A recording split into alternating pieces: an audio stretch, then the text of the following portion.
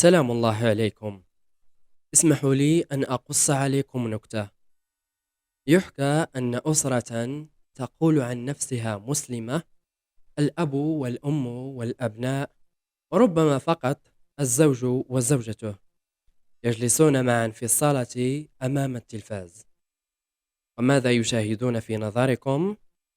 فيديوهات لصناع محتوى يتفوهون بأقذر وأخبث الكلمات النابية التي تستحي أن تسمعها لوحدك، فما بالك أن تسمعها بوجود أمك أو أبيك أو زوجتك. كما يتخلل الفيديوهات لقطات تشجيع على الخمر والميسر والمخدرات والزنا وكل ما حرم الله.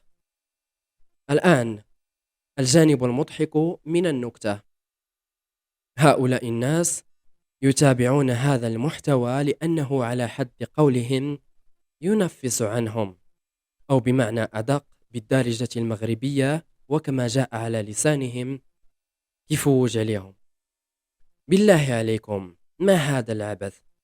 كيف تضربون عرض الحائط كل ما جاء به رسول الله صلى الله عليه وسلم بوحي من الله من أخلاق وآداب وقيم وسمو واعتدال الأسرة المسلمة، دون أن يحرك قلبكم ساكنا، أم أنه ختم الله على قلوبكم؟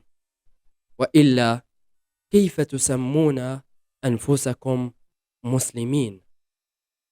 أما الجانب الأكثر إضحاكا من هذا كله هو أنك لو قمت بانتقاد هذا النوع من المحتوى سوف تتعرض لرشق عنيف بأقذر العبارات، لعل أهمها أنك لم تفهم الكونسيبت.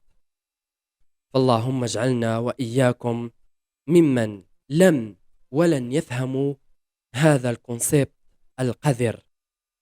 السلام عليكم.